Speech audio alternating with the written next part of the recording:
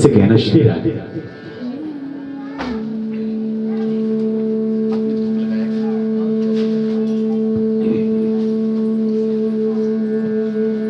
महाराज उत्तानपाद कौन है? किसको कहते हैं उत्तानपाद? आपने बच्चे का जन्म होते हुए देखा?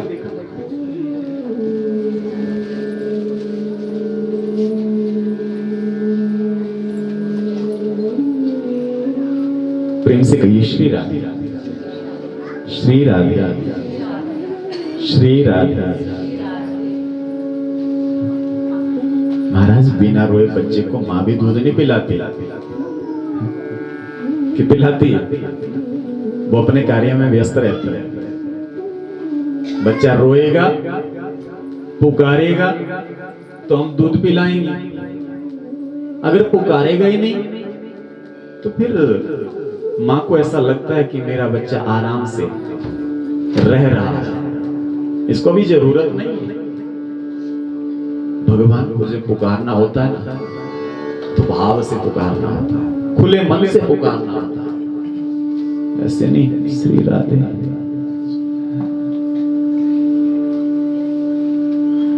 प्रेम से कहिए श्री राधे। हाँ, सुनाई तो दे उसको। महाराज उत्तानपाद, बच्चे का जन्म होते हुए देखा? देखा बच्चे का जन्म होते हुए? जब बच्चा जन्म लेता है, मां के गर्भ से बाहर आ रहा होता है, तो इस बच्चे की हालत क्या रहती है? शीश तले पग ऊपर थे जब मात के पेट में लेट रहा। कैसे रहता है गर्भ में? सर जो है वो नीचे की तरफ रहता है, पांव ऊपर की तरफ रहते हैं। पर भगवान की लीला तो देखो, वहां ये उल्टा था, यहां आकर के बदल गया, बदल गया। उत्तानपाद। अब बच्चा मां के गर्भ से जब बाहर आता है ना, तो पहले बच्चे का सर बाहर आता है, बच्चे का सर बाहर आता है, पांव ऊपर रहते हैं। उत्तानपाद। जन्म के समय में जिसके पांव मां के गर्भ में ऊपर की तरफ रहे वो जीव क्या? उत्तानपाद। वो जीव उत्तानपाद। अब विचार करो कि हम सब कौन है? हम सब कौन है? उत्तानपाद, कोई और नहीं। ये ध्रुव की कहानी कोई और नहीं, हमारी है अपनी। भागवत जी की कथा चाहे कोई भी प्रश्न उठा करके देख लो, अपने ऊपर घटित होता है। समाधि भाषा है। जितना आप अंदर डूबते जाओगे उतना अलग आनंद मिलता जाएगा, अलग अनुभव मिलेगा। उत्तानपाद कौन हुआ? हम सब लोग उत्तानपाद। अगर कहीं बच्चे का सर ऊपर हो, पांव नीचे हो, तो हम लोग क्या कहते हैं? बच्चा उल्टा हो गया, उल्टा हो गया बच्चा। इसको सीधा करना है, जैसे कैसे? हम सब लोग उत्तानपाद हैं। उत्तानपाद की वहां दो पत्नी, यहां भी उत्तानपाद की दो पत्नी। उसकी दो पत्नियां कौन? पहली पत्नी सुनीति, यहां भी पहली पत्नी सुनीति है, यहां भी पहली पत्नी सुनीति। उसकी दूसरी पत्नी सुरुचि, यहां भी पहली दूसरी पत्नी सुरुचि है। यहां भी दूसरी पत्नी सुरुचि है, और वो प्रत्येक जीव की है। जो जीव उत्तानपाद है उन सब की पहली जब तक हमें ममता नहीं होती, मोह नहीं होता, विषय वासना भोग विलास इसके बीच में हमारा मन नहीं होता, जब तक हमें ये समझ नहीं होती ये मेरा है ये आपका है, तब तक जीवन में पत्नी बनकर के सुनीति रहती है।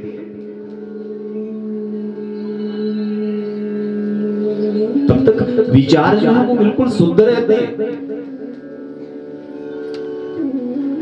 मन में बुरे विकार नहीं होते। तब किसी के प्रति ईर्ष्या द्वेष छल कपट निंदा चुगली वो सब नहीं होता। तो समझ लेना हमारे जीवन में पत्नी सुनीति है, सुनीति है। और जब जीव के मन में इच्छाएं जागृत होने लग जाए, रुचि, रुचि मतलब इच्छा, जब इच्छा जागृत होने लग जाए कि मुझे ये करना है, मुझे ये लेना है, ये भी मेरा हो जाता वो भी मेरा हो जाता, तो समझ लेना अब पत्नी बनकर के सुरुचि जीवन में आ गई। सुरुचि आ गई।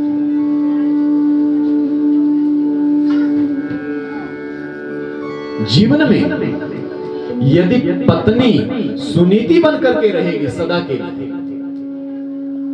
सदा के लिए, तो ध्रुव जैसा पुत्र उत्पन्न होगा।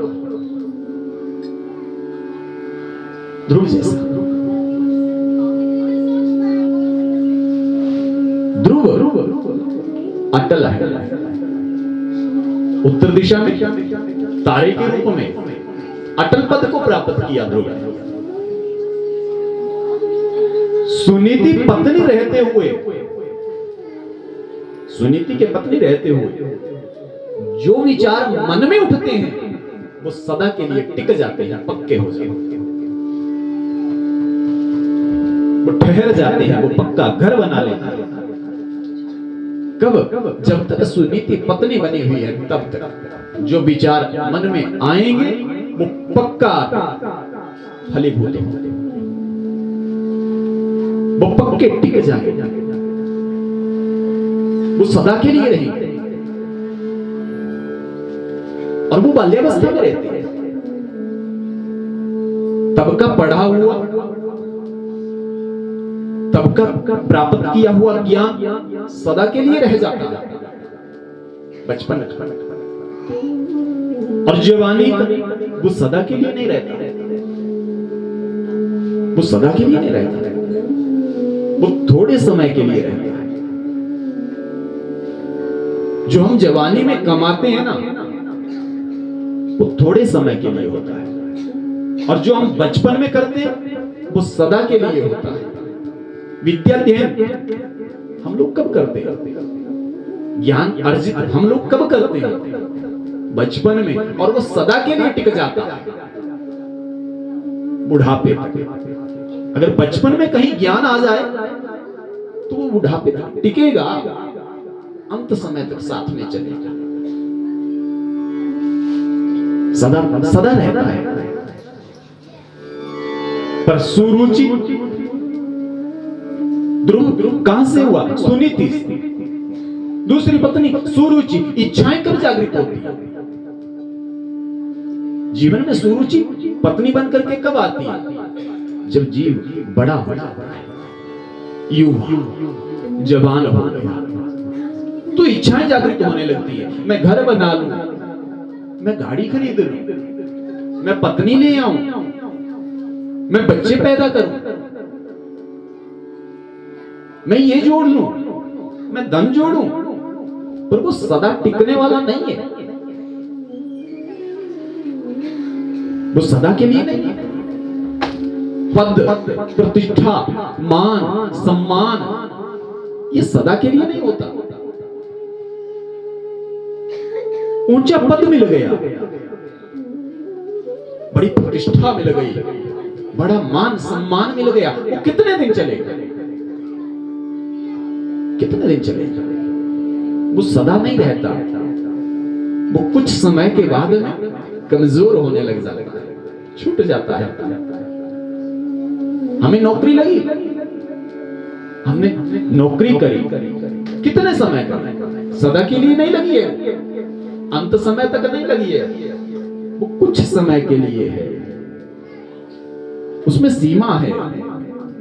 आपको इतने समय के बाद घर भेज दिया जाएगा, घर भेज दिया जाएगा। पर महाराज, ज्ञान में कोई नहीं कहता कि आपको घर भेज दिया जाएगा। ध्रुवता वहां कोई नहीं कहता। पुण्य कार्य करने के लिए कोई नहीं रोकता, सत्कर्म करने के लिए कोई नहीं रोकता, और प्रेरित करते हैं, और करो, अच्छा करना है। ध्रुव टिकता है। और ध्रुव की अवस्था कितनी रही? जब उसको भगवान की प्राप्ति हुई ना, तो उसकी अवस्था कितनी थी? बाल्यावस्था, लगभग 4-5-6 वर्ष की अवस्था थी। और उस अवस्था में ध्रुव ने प्रभु को पाया है। प्रभु को पाया किसके कारण? मां के कारण। मां के कारण। अब मां कौन है? सुनीति। मां है सुनीति। नीति अगर अच्छी होगी तो ध्रुव जैसा बालक उत्पन्न होगा, और ध्रुव जैसा बालक उत्पन्न हो गया तो वो उस नीति मां के सहारे सही दिशा में चलेगा, सही दिशा में चलेगा।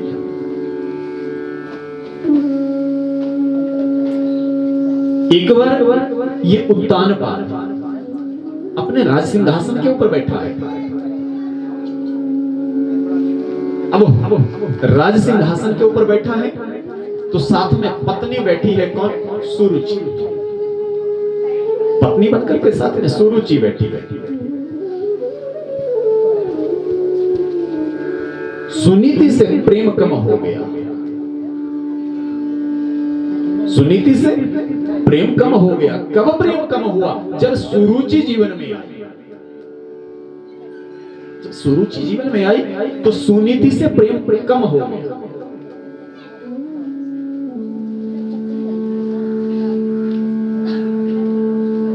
जब हमारे जीवन में माया आती है,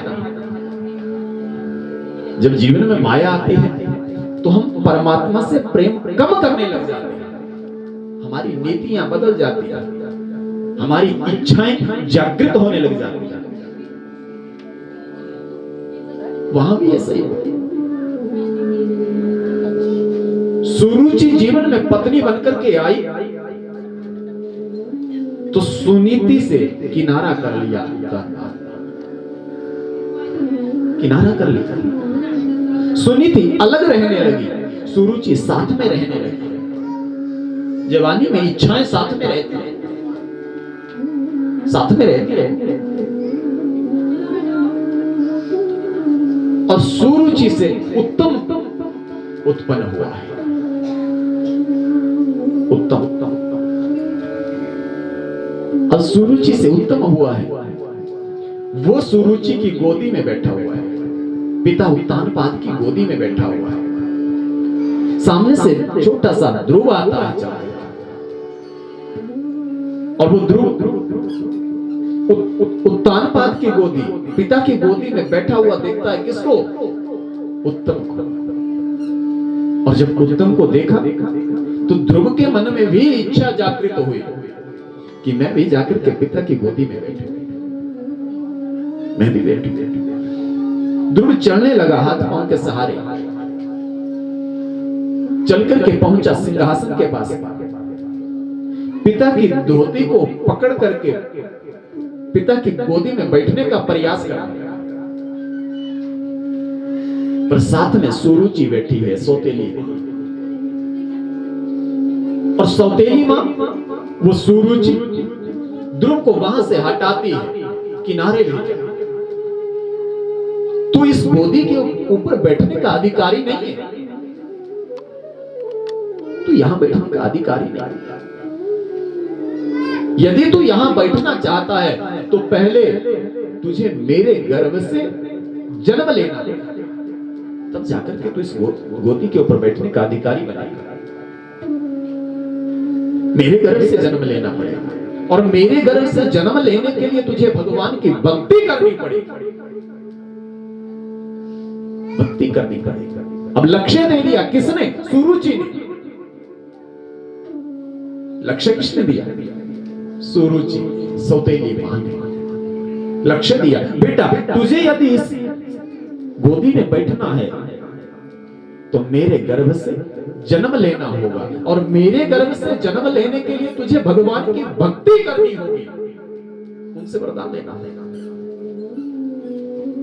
तब जाकर के तू इस गोदी में बैठने का अधिकारी बनेगा। लक्ष्य दे दिया भगवान की भक्ति का। किसने दिया? सौतेली मां ने, सुरुचि। बालक रोता रोता अपनी मां सुनीति के पास आ गया। लक्ष्य सुरुचि ने दिया, रास्ता सुनीति ने दिया। रास्ता सुनीति ने दिया है, अपनी मां ने समझाया। बेटे रोता हुआ बच्चा गया मां के पास, सुनीति के पास। रोने का कारण पूछा मां ने। बेटा क्यों रो रहा है? ध्रुव चुप रहा, नहीं बताया कि मुझे सौतेली मां ने ये कहा, नहीं बताया।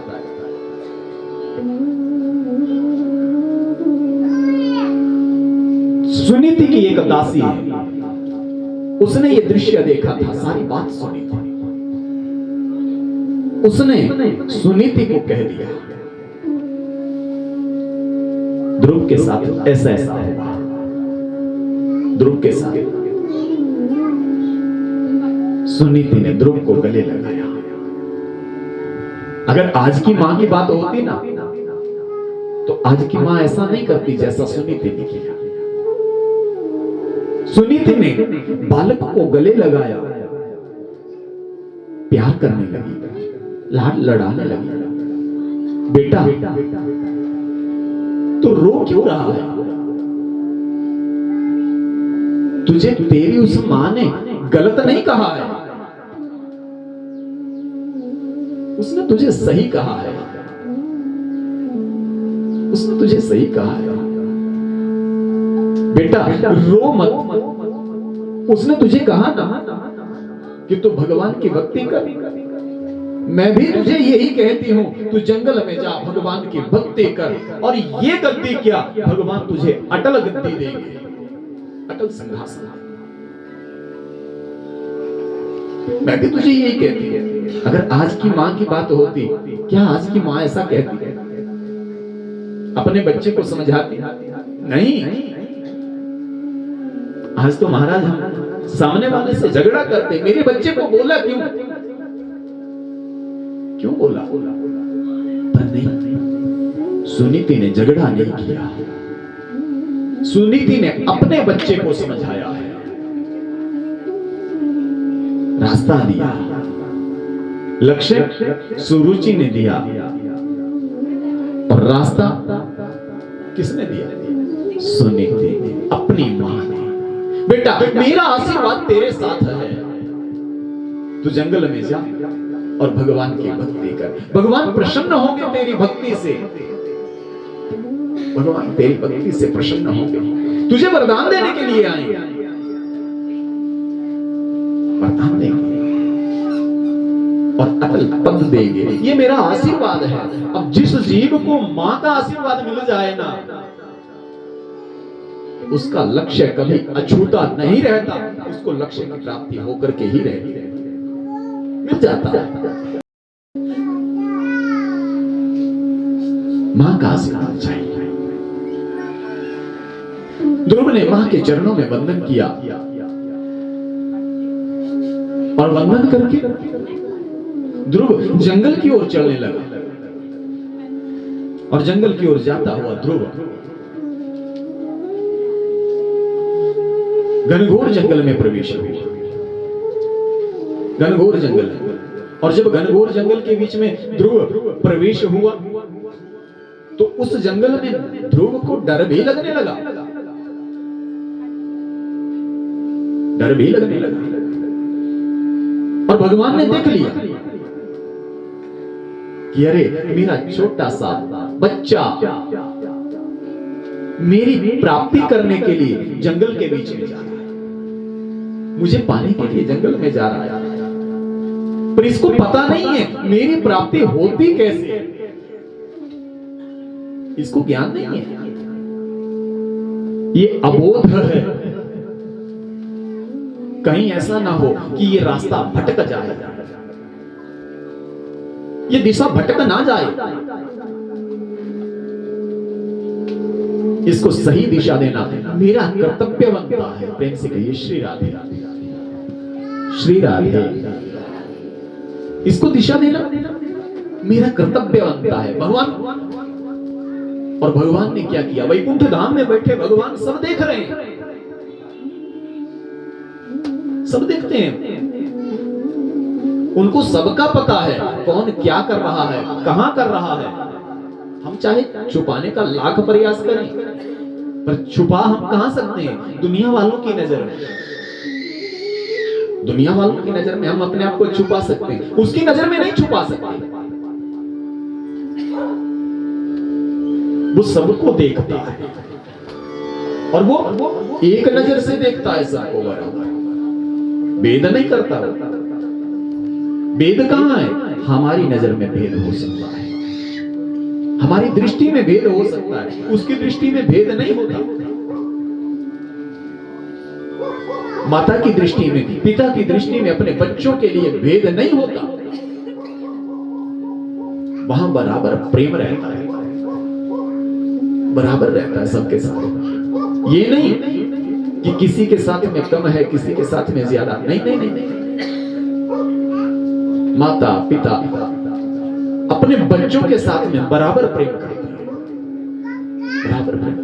अब किसी के 4 बच्चे हो तो ऐसा थोड़ा भी कि हाँ पहले वाले को बढ़िया पाला है, दूसरे वाले को थोड़ा कमजोर पाला, तीसरे वाले को फिर बढ़िया पाल लिया, ऐसा थोड़ा किया। माता ने पिता ने सबको बराबर प्यार किया हो, सबको बराबर। पर महाराज अब बच्चा कितना उस प्यार को संभाल करके रखता है, उसको संजो करके रखता है, वो तो बच्चे के ऊपर निर्भर करता है, वो तो बच्चे के ऊपर निर्भर करता है। क्या जो प्यार हमें हमारे माता पिता ने दिया हम भी वो देंगे या नहीं देंगे, हम दे रहे हैं या नहीं दे रहे हैं, हम उनके लिए कर रहे हैं कि नहीं कर रहे, कहीं हम भटक तो नहीं रहे, कहीं हमारी दिशा तो नहीं बदल गई, कहीं हमारा रास्ता तो नहीं परिवर्तित हो गया, कहीं हमारी मंजिल हमसे छूटने वाली तो नहीं है। ध्रुव घनघोर जंगल के बीच में भगवान देख रहे हैं, वो पिता है ना, और वो देख रहे हैं वो कि मेरा बालक जा रहा है, कहीं वो रास्ता भटक ना जाए, उसको सही दिशा देना, उसको रास्ता सही देना है। और रास्ता देने के लिए भगवान ने देवर्षि नारद को प्रेरित करा, नारद को प्रेरित किया, नारद जाओ आओ, मेरा छोटा सा बच्चा जंगल में मेरी प्राप्ति करने के लिए जा रहा है, उसको रास्ता दो, उसको रास्ता दो। वो नहीं जानता मेरी प्राप्ति कैसे हो, मैं कैसे करता, उसको रास्ता देना है। देवर्षि नारद ने भगवान के चरणों में वंदन करा और वहां से चले,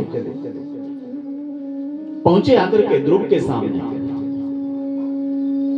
ध्रुव के सामने।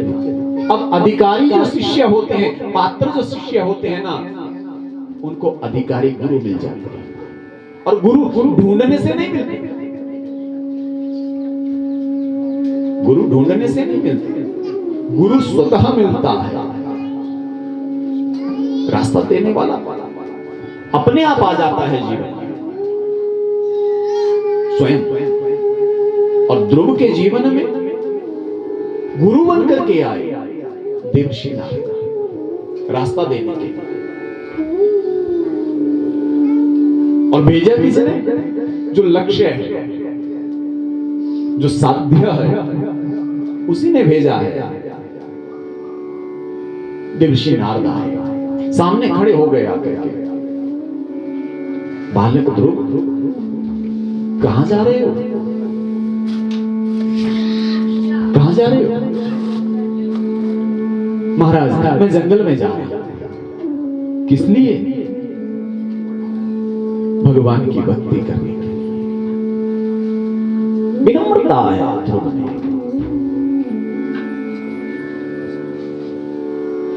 भगवान की भक्ति करने के लिए जा रहा हूं। बेटा, तुझे पता है भगवान की भक्ति कैसे होती है? तुझे पता है कहां मिलते हैं भगवान? नहीं, मुझे नहीं पता। तो फिर कैसे मिलेंगे भगवान? कहां मिलेंगे? कहां जाएगा तू? मुझे नहीं पता। बस मुझे केवल इतना पता है कि मेरी मां ने कहा है तुझे भगवान एक दिन अवश्य मिलेंगे, और उनका आशीर्वाद मेरे साथ में बराबर चला हुआ है। मां ने कहा है, बस, और मुझे कुछ पता नहीं। बेटा, भगवान की भक्ति करने के लिए मंत्र का जाप करना पड़ता है। क्या तुझे आता है? नहीं आता। मुझे नहीं आता। फिर क्या करेगा वहां पर जाकर? महाराज, मंत्र की जरूरत नहीं है। मुझे मंत्र की जरूरत नहीं है। मेरी मां कहती है कि तुझे भगवान अवश्य मिलेंगे। मां ने कहा है, मां ने कहा है, बेटा भगवान के प्रति सच्ची श्रद्धा रखना, उसके ऊपर विश्वास रखना, वो तुझे अवश्य मिलेगा। और मेरे मन में भगवान के प्रति विश्वास है कि वो मुझे मिलेगा, वो मिलेगा मुझे। ध्रुव को समझाने लगे देवर्षि नारद,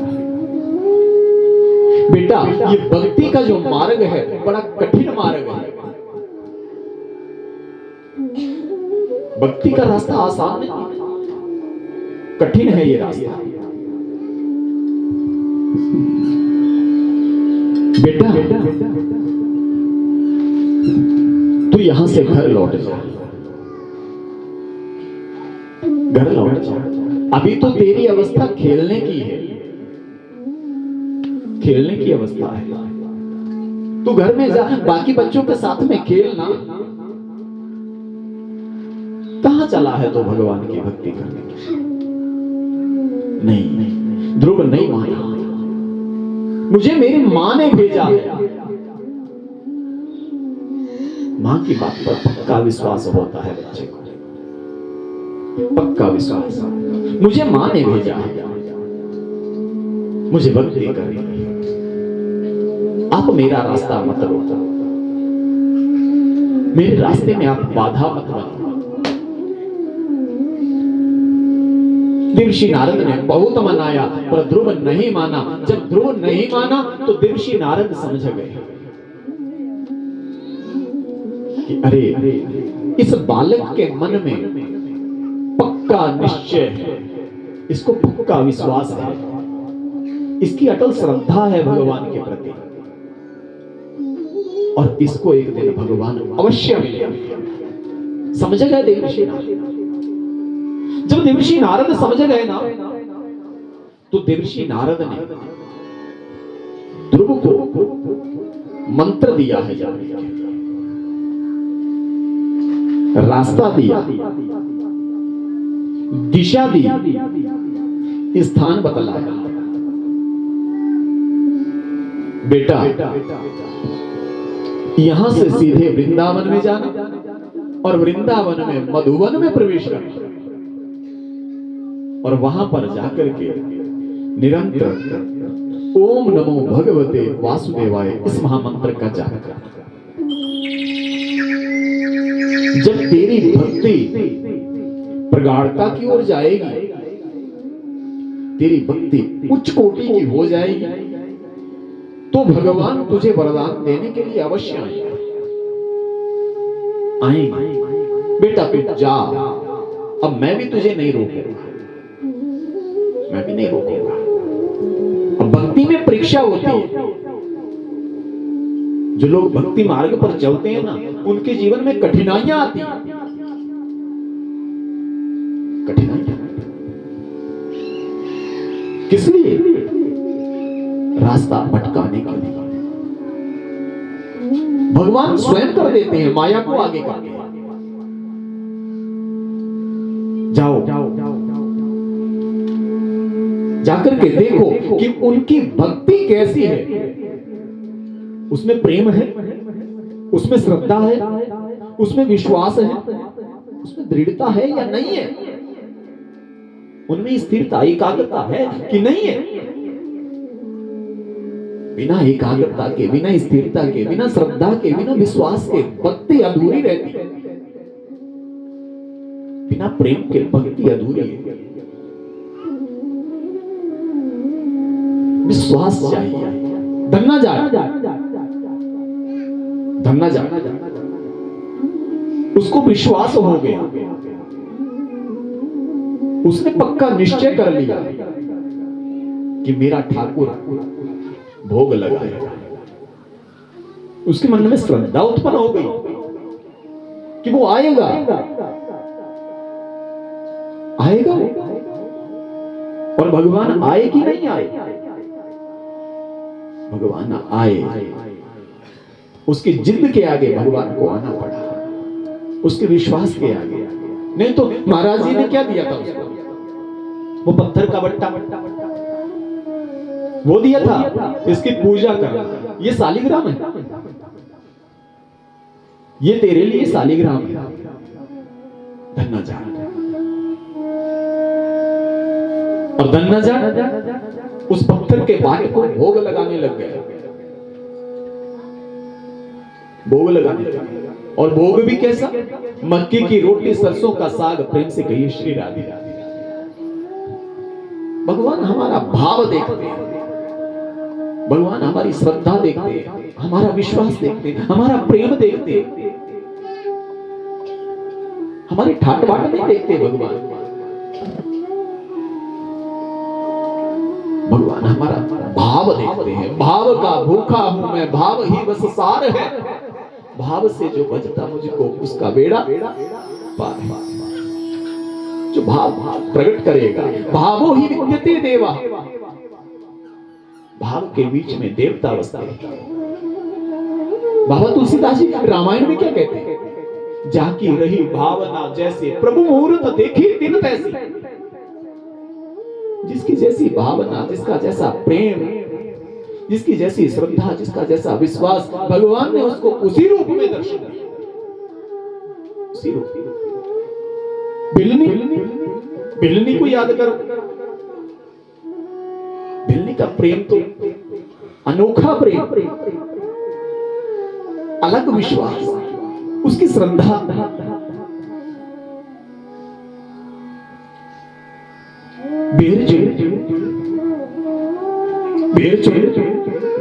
बेर चुन करके उनको चखना पहले अपने मुंह में डालना। कहीं खट्टा तो नहीं, खट्टा है उसको किनारे छोड़ देना, मीठा है उसको टोकरे में डाल देना। मेरे राम आएंगे, मेरे राम आएंगे, मेरी कुटिया में अवश्य आएंगे, पक्का विश्वास है। और मैं उनको बेर खिलाऊंगा, बड़े भाव से खिलाऊंगा, श्रद्धा से खिलाऊंगा। और तो मेरे पास कुछ देने के लिए है नहीं, पर जब वो मेरे रास्ते आएंगे, उनको भूख लगी होगी, मैं उनको बेर खिलाऊंगा। और महाराज भगवान उसके प्रेम के आगे झुक गए, उसके विश्वास के आगे, उसकी श्रद्धा के आगे, उसके भाव के आगे भगवान हार आए, बिलनी के आश्रम में, बिलनी के कुटिया में पधारे भगवान, और भगवान ने आकर के झूठे बैरों का भोग लगा लिया, झूठे बैर खा दिया। विदुरानी, विदुर जी की पत्नी, विदुर जी की पत्नी, एक बार विदुर जी घर में नहीं और भगवान श्री कृष्ण विदुर जी के घर में पहुंच गए जाकर। सामने विदुर जी की पत्नी, और विदुर जी की पत्नी घर में भगवान को देने के लिए नहीं है कुछ, नहीं, कुछ केले दिखे, केले रखे, और भगवान के सामने विदुरानी बैठी, विदुर जी की पत्नी देने लगी। भगवान श्री कृष्ण देना है केला, क्या करती है विदुरानी? भगवान के मुख को निहार रही है, हाथ में केला लिया है, केले का छिलका उतारने लगी, छिलका उतार, अपने अपने उस केले को नहीं देख रही, भगवान को देख रही, भगवान को निहार रही, और वो केले का छिलका उतार रही। देना था भगवान के हाथ में केला और दिया है छिलका। भगवान ने भी वो छिलका बड़े भाव से खाया है, बड़े भाव से खाया। 1 2 3 4 उतने में कहीं से बाहर से विदुर जी आए। देवी क्या कर रही हो? क्या कर रही हो? क्यों महाराज, क्या हुआ? मैं भगवान श्री कृष्ण को केले खिला रही हूं। कहां खिला रही है तू केले? तू तो छिलके खिला रही है, केला तो किनारे छोड़। महाराज भाव चाहिए। भगवान श्री कृष्ण ने बड़े भाव से, बड़े प्रेम से वो खाए केले के छिलके। दुर्योधन का मेवा त्याग दिया, अभिमान था उसमें, वहां अभिमान था। जहां अभिमान होता है वहां भगवान कुछ भी ग्रहण नहीं करते। जहां प्रेम होता है वहां भगवान सूखी रोटी भी खा जाते हैं। जहां श्रद्धा होती है, जहां विश्वास होता है, जहां भाव होता है। गन्ना जाट के मन में विश्वास हो गया, मेरा ठाकुर आएगा, मेरे द्वारा बनाए गए भोजन को खाएगा और मैं उसको काम पर लगाऊंगा, काम पर लगाऊंगा। और धन्ना जाट ने दृढ़ निश्चय कर लिया कि जब तक तू नहीं खाएगा तब तक मैं भी नहीं खाऊंगा। जब तक तू नहीं खाएगा मैं भी नहीं खाऊंगा। 1 दिन बीता, 2 दिन बीता, 3 दिन, 4 दिन बीतने को आए। धन्ना जाट पक्का बैठ गया। वही 2 रोटी जो पहले दिन बनाई, वही साग, नया नहीं बनाया, ताजा नहीं बनाया, वही है पुराना। तुझे क्या पता खेतों में कैसे कमाया जाता है। पूरा पूरा दिन पसीने से भीगना पड़ता है, तब जाकर के रोटी मिलती है, तब जाकर के मिलती है रोटी। और इसको व्यर्थ गवाऊंगा? नहीं गवाऊंगा, तुझे यही खिलाऊंगा और अपने आप तेरे बाद में खाऊंगा। पक्का विश्वास, दृढ़ निश्चय। और भगवान धन्ना जाट के पास में आ गए और धन्ना जाट के वो बासी रोटी खाई। किसके कारण? उसके भाव के कारण, उसके श्रद्धा के कारण, उसके विश्वास के कारण। भगवान को भक्त बड़े प्यारे होते हैं, बड़े प्यारे होते हैं। जैसे ना एक मां को बच्चा प्यारा होता है, वैसे ही भगवान को अपने भक्त प्यारे होते हैं। प्रेम से कहना श्री राधे राधे। आइए भजन के साथ में आगे चलते हैं।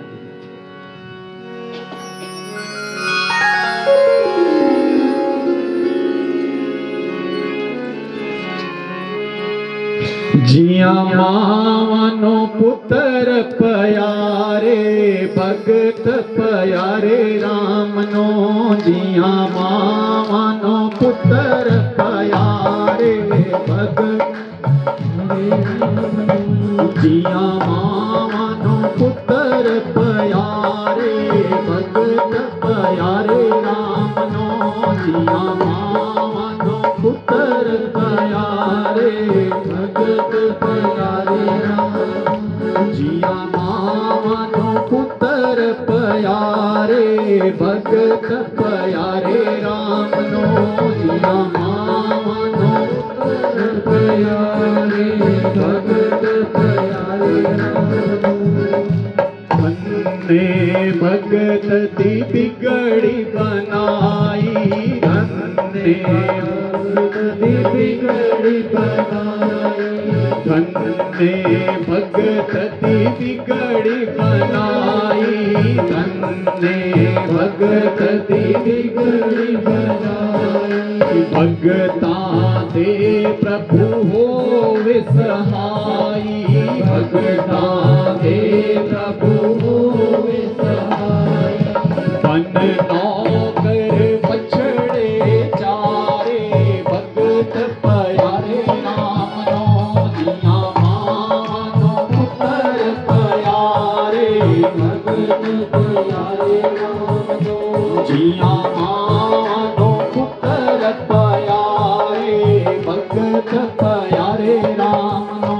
जिया मावनो पुत्र प्यारे भगत प्यारे राम नो। जद द्रौपदा ने तैनो धयाया। जद द्रौपदा ने तैनो धयाया। जद द्रौपदा ने तैनो धयाया। जद द्रौपदा ने तैनो धयाया। नंगे पैरा चल कर आया। नंगे पैरा चल कर आया। नंगे पैरा चल कर आया। नंगे पैरा चल कर आया। बिच सभात चीर बढ़ाए भगत प्यारे राम नो। जिया मावनो पुत्र प्यारे भगत प्यारे राम नो। जिया मावनो पुत्र प्यारे भगत प्यारे राम नो। जिया मावनो पुत्र प्यारे भगत प्यारे राम नो। नरसी भगत दी हुंडी तारी। नरसी भगत दी हुंडी तारी। नरसी भगत दी हुंडी तारी। नरसी भगत दी हुंडी तारी। सावल सहावन आए कनाई। सावल सहावन आए कनाई। नरसी भगत दी हुंडी तारी। नरसी भगत दी हुंडी तारी। सावल सहावन आए घनाई। सावल सहावन आए घनाई। भगता दे हुए रखवाले भगत प्यारे राम नो। जिया मावनो पुत्र प्यारे भगत प्यारे राम नो। जिया मावनो पुत्र प्यारे भगत प्यारे राम नो। जिया मावनो पुत्र प्यारे भगत प्यारे राम नो। खिलड़ी दे मेरा का भोग लगाया। खिलड़ी दे मेरा का भोग लगाया। खिलड़ी दे मेरा का भोग लगाया। खिलड़ी दे मेरा का भोग लगाया।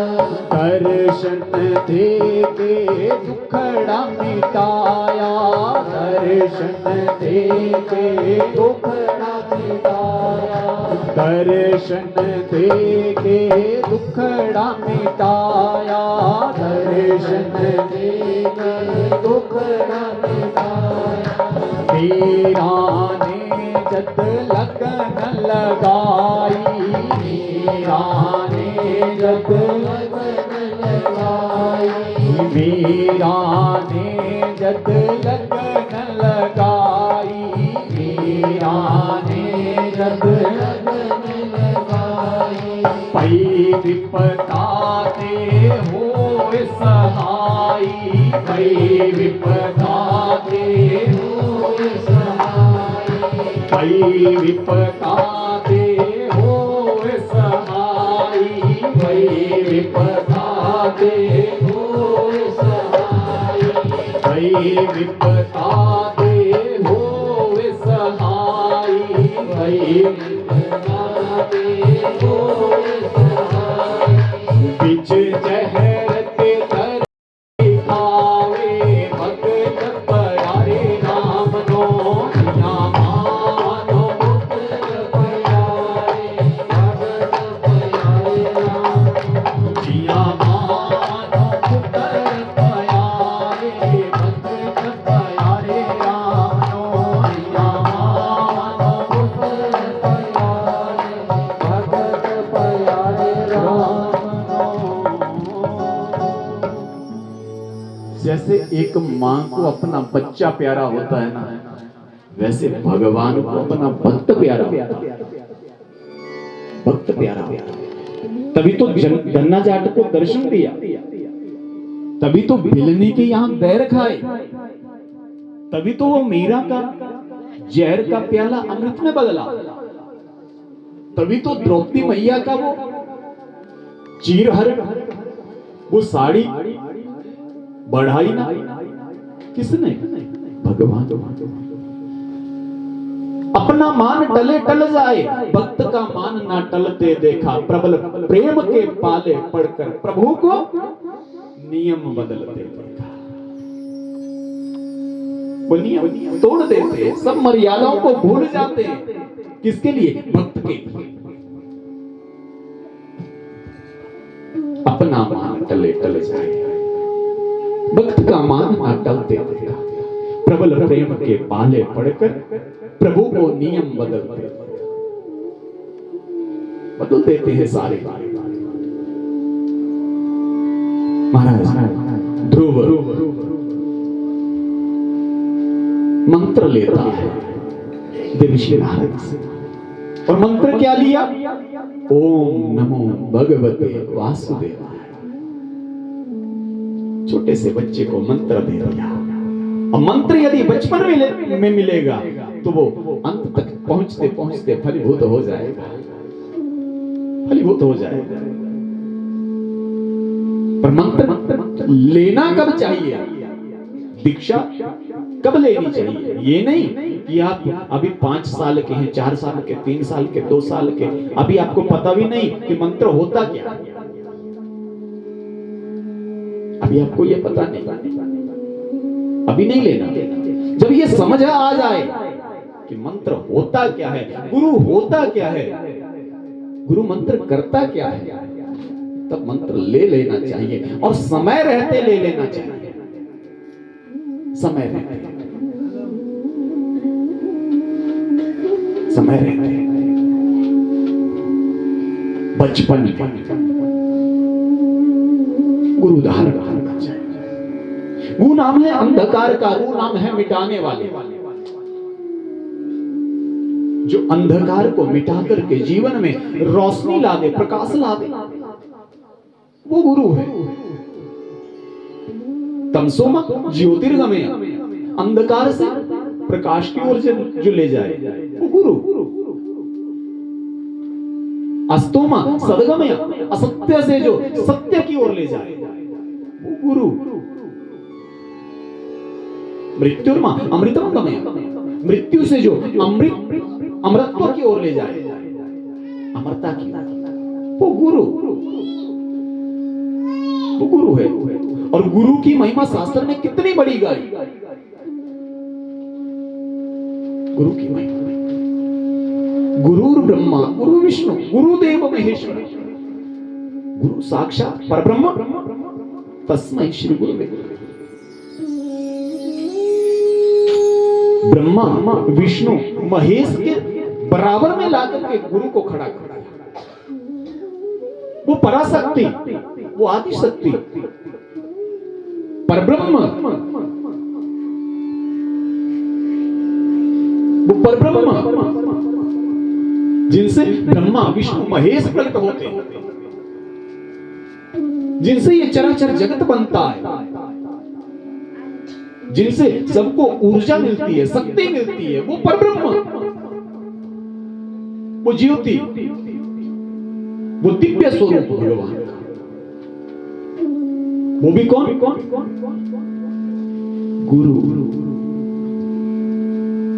अखंड मंडलाकारं व्याप्तं येन चराचरं यत् पदं दर्शितं तस्मै श्री गुरुवे। अखंड मंडलाकारं व्याप्तं येन चराचरं, इस चराचर जगत के बीच में जो सत्ता विराजती है, उस सत्ता का नाम गुरु सत्ता है। वो सत्ता गुरु सत्ता है। ध्यान मूलम गुरुर मूर्ति, पूजा मूलम गुरुर पदम, मंत्र मूलम गुरुर वाक्या, मोक्ष मूलम गुरुर कृपा।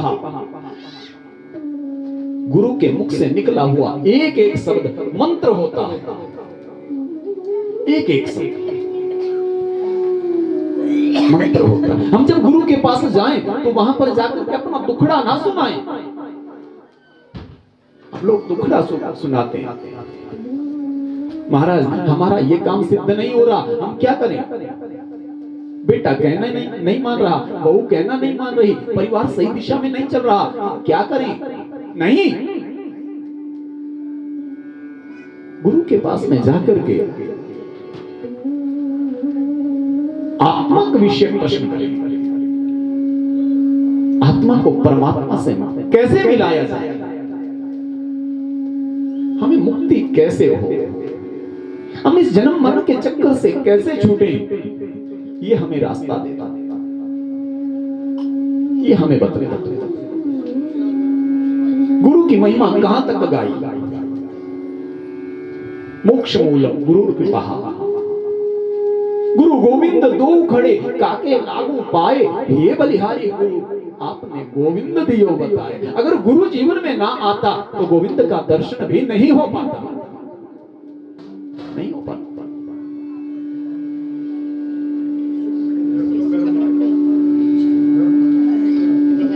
मोक्ष मूलम गुरु कृपा। बिना गुरु की कृपा के मोक्ष की प्राप्ति नहीं होगी। प्रेम से कहना श्री राधे। जीवन में गुरु चाहिए। और इधर ध्रुव के जीवन में गुरु बन करके आए कौन? देवर्षि नारद। नारद गुरु बन करके आए और नारद ने मंत्र दिया, ओम नमो भगवते वासुदेवाय, द्वादशाक्षर मंत्र। द्वादशाक्षर महामंत्र, ओम नमो भगवते वासुदेवाय। बेटा मधुवन में जाना, वहां पर जाकर के निरंतर इस मंत्र का जाप करना, भगवान तुझे अवश्य दर्शन देगा। और हम चला है पहुंचा जाकर के मधुवन में, वहां पर भगवान की भक्ति करने लगा। पहले महीने में ध्रुव ने 3 दिन का उपवास लिया। आज भोजन करना, 3 दिन भूखे रहना, फिर 3 दिन के बाद में भोजन करना। दूसरे महीने में ध्रुव ने 6 दिन का उपवास किया। तीसरे महीने में 9 दिन का, चौथे महीने में 12 दिन का, 5वें महीने में ध्रुव सांस को रोक करके रहने लग गया। अपने पांव के, दाहिने पांव के अंगूठे के सहारे खड़े होकर के ध्रुव भगवान के महामंत्र को जपने लगा, ओम नमो भगवते वासुदेवाय, ओम नमो भगवते वासुदेवाय। पर भगवान अभी दर्शन देने के लिए नहीं आ रहे। और ध्रुव के मन में कभी कभी विचार भी आता है कि क्या वो मुझे दर्शन देने के लिए आएगा भी या नहीं आएगा। मन में विचार है, पर आत्मा उसको विश्वास है कि वो आएगा। आत्मा भटकती नहीं है, मन में सोच हो रही है कि आएगा कि नहीं आएगा। जब मन में ऐसे विचार आने लगे तो ध्रुव अपने मन को मनाने लगा और मन को मनाते हुए कहने लगा,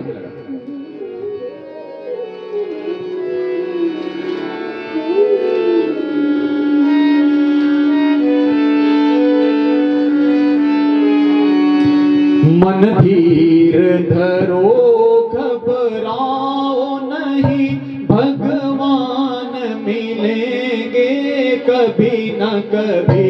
मन धीर धरो भगवान मिलेंगे कभी न कभी। मन धीर धरो घबराओ नहीं, भगवान मिलेंगे कभी न कभी। मन धीर धरो घबराओ नहीं, भगवान मिलेंगे कभी न कभी। मन धीर धरो घबराओ नहीं, भगवान मिलेंगे कभी न कभी। मन धीर धरो भगवान मिलेंगे कभी न। मन तू ठहर तो सही, ठहर तो सही, थोड़ा धीरज तो रख। वो मिलेगा, आज नहीं कल मिल जाएगा, मिलेगा, विश्वास है पक्का। और महाराज ध्रुव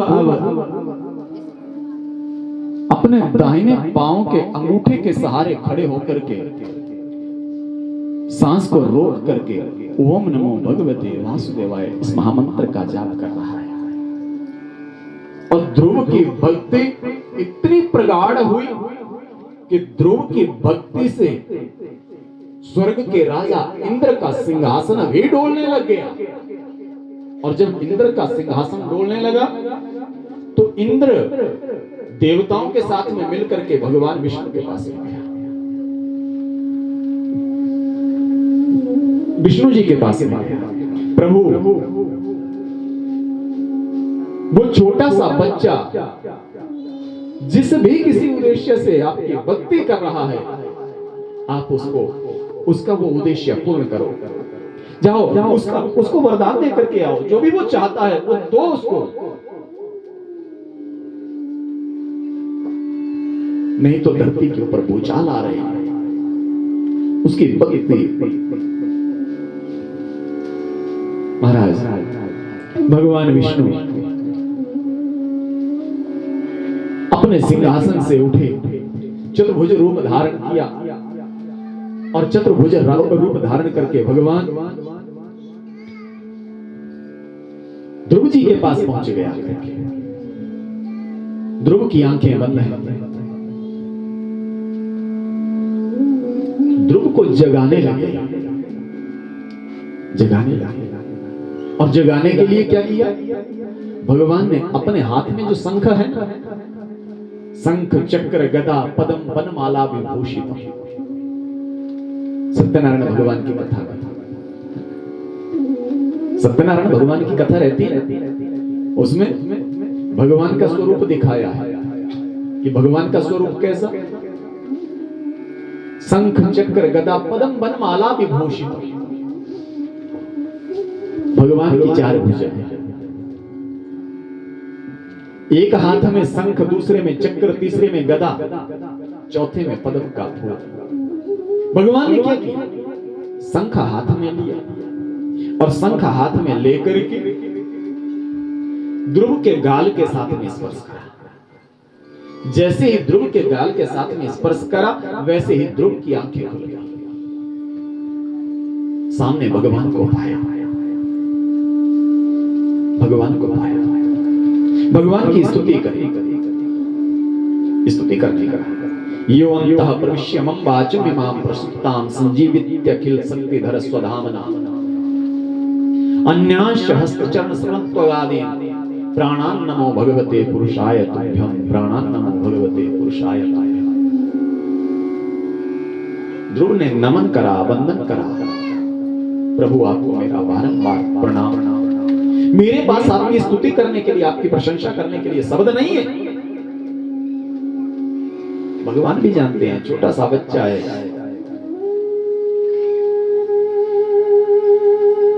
मैं मन से वाणी से आपको नमन करता हूं, मेरा प्रणाम स्वीकार करा। भगवान ने प्रणाम स्वीकार करा। ध्रुव के सर पर हाथ फेरा भगवान ने। अब जिसके सर पर भगवान हाथ फेर दें उसका कल्याण होगा कि नहीं होगा? जिसके सर पर भगवान हाथ फेर उसका कल्याण होकर के रहेगा। महाराज ध्रुव को मांगने के लिए कहा, बेटा मांगो, क्या चाहिए आपको? आपने मेरी भक्ति करी, किसके लिए करी? क्या चाहते हो? मांगो आप। ध्रुव ने मना कर दिया, प्रभु मुझे कुछ भी नहीं चाहिए, मुझे कुछ भी नहीं चाहिए। भगवान ने बिना मांगे ध्रुव को दिया है। ध्रुव ने मांगा नहीं है, भगवान ने दिया है। भगवान ने कहा, बेटा तू उस सिंहासन के ऊपर बैठना चाहता था ना, जा मैं तुझे वरदान देता हूं, तू उस सिंहासन के ऊपर बैठेगा, राज्य का भोग भोगेगा,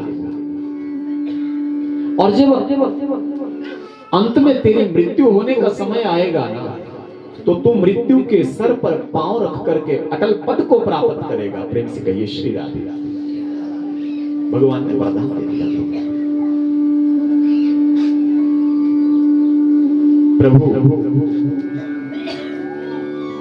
मुझे ये सब नहीं चाहिए। अगर आप मुझे देना ही चाहते हैं ना, तो जो मेरे माता पिता घर में है ना, जब मैं यहां से जाऊं ना, तो उनका भाव मेरे प्रति शुद्ध हो जाए, ये वरदान आप मुझे दे दीजिए। वो मुझे पहचान ले, वो मुझे अपना मान ले, ये वरदान आप मुझे दे दीजिए। भगवान ने अपना हाथ सर पर घुमाया।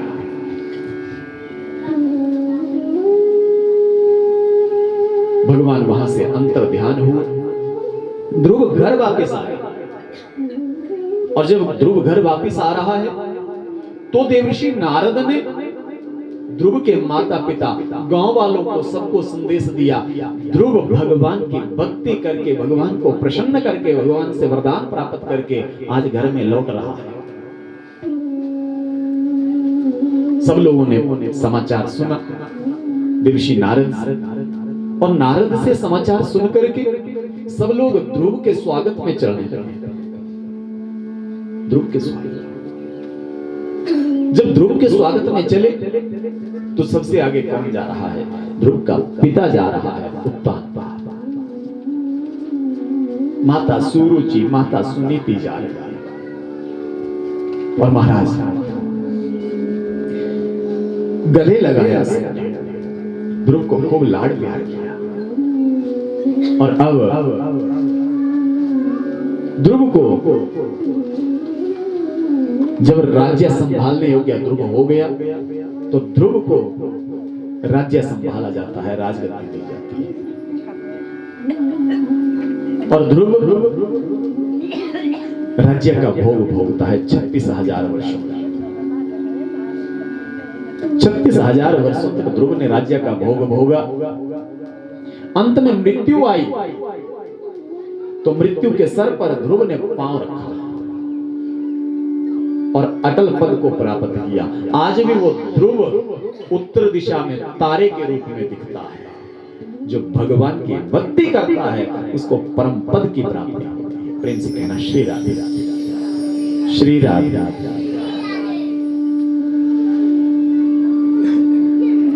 उत्तम था वो बीच में ही मारा गया था, यक्षों के साथ में उसका युद्ध हुआ था, वो बीच में ही। सदा के लिए कौन ठहर गया? ध्रुव टिक गया। जो सुनीति से विचार उत्पन्न होते हैं वो सदा के लिए टिक जाते हैं, और जो सुरुचि से उत्पन्न होते हैं वो क्षणिक होते हैं, वो सुख सदा के लिए नहीं होता।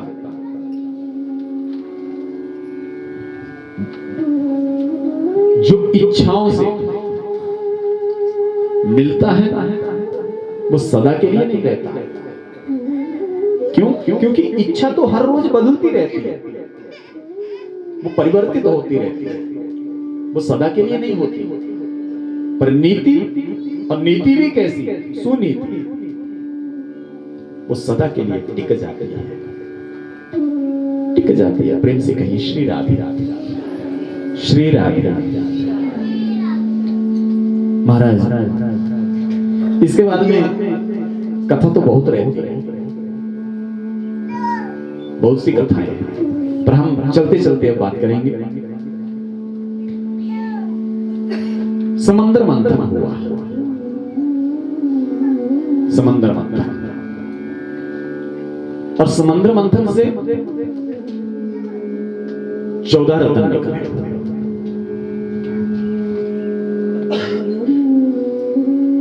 समंदर मंथन में सबसे पहले क्या निकला? क्या निकला? समंदर का जब मंथन हुआ देवता और दानवों के द्वारा, जहां पर भगवान ने कच्छप रूप धारण करा, जहां पर भगवान ने मोहिनी रूप धारण करा, तो वहां पर सबसे पहले क्या निकला? जहर। जहर।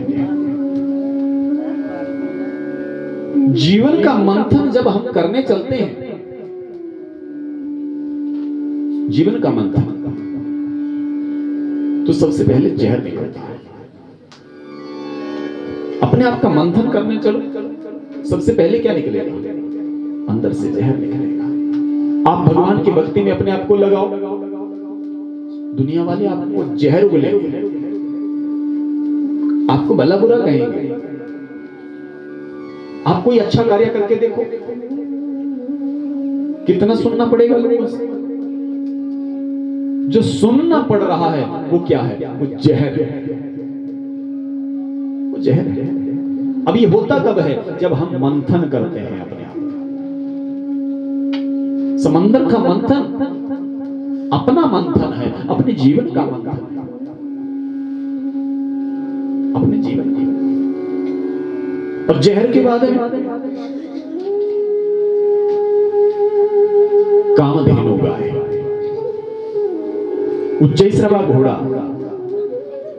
चंद्रमा, कौस्तुभमणि, पारिजात वृक्ष, ऐरावत हाथी, लक्ष्मी देवी, रंभा इत्यादि अप्सराएं, मदिरा देवी, शंख, कल्प वृक्ष, ये सब जीवन में आते हैं। ये सब आते हैं, पर कब आते हैं? जब जीवन का मंथन होता है तब। जब तक मंथन नहीं होगा तब तक ये मिलने वाले नहीं है, तब तक नहीं मिलेंगे। दूध का मंथन नहीं होगा, माखन नहीं मिलेगा, माखन नहीं मिलेगा। दूध का मंथन नहीं होगा, घी की प्राप्ति नहीं होगी, नहीं होगी। जीवन का मंथन नहीं होगा, अमृत नहीं मिलेगा। जीवन में अमृत क्या है? प्रेम से कहना श्री राधे राधे। समुद्र का मंथन किया गया किसके लिए? अमृत की प्राप्ति के लिए। अमृत, अमृत, अमृत क्या है? हमारे जीवन का सुख, वो हमारे लिए अमृत है। अब वो किसको मिलता है? प्रेम से कहिए श्री राधे राधे। जीवन में सुख किसको मिलता है? जो तप करता है, जो अपने आप का मंथन करता है, जो अपने आप को तपाता है, कष्ट देता है, जिसने बचपन में कष्ट दिया ना अपने आप को, उसको अंत में सुख मिलता है, उसको अमृत मिलता है। और जिसने बचपन में अपने आप को तपाया नहीं, जिसने कष्ट नहीं सहा, जिसने बचपन में सुख ढूंढा ना, उसको अंत में दुख मिलता है, उसके जीवन में दुख आते हैं। जिसने बचपन में ज्ञान प्राप्त नहीं करा, विद्या का अध्ययन नहीं करा, वो पछताता है, वो रोता है। पर जिसने बचपन में ज्ञान प्राप्त किया, जिसने कष्ट सहन किया, उसको अंत में सुख मिलता है। और सुख अमृत है, सुख अमृत है। और उसको बांटने का कार्य किसने किया? धनवंतरी वैद्य को लेकर के आए समंदर के बीच में अमृत। और बांटा किसने है? भगवान विष्णु ने बांटा है। जहर निकला, जहर को किसने पिया? भगवान भोलेनाथ ने। प्रेम से कहिए श्री राधे राधे। जहर को भगवान भोलेनाथ ने पिया। क्यों पिया? क्योंकि उनके सर पर ज्ञान रूपी गंगा विराजती है। ज्ञान रूपी गंगा।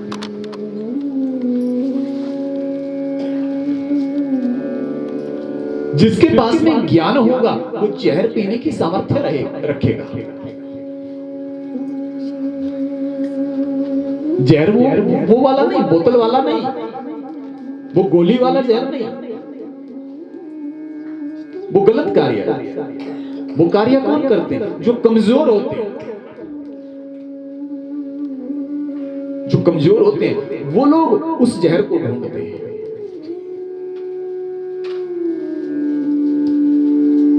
और जो साहसी लोग होते हैं वो उस जहर की तरफ ध्यान नहीं देते, उनको उससे लेना देना नहीं।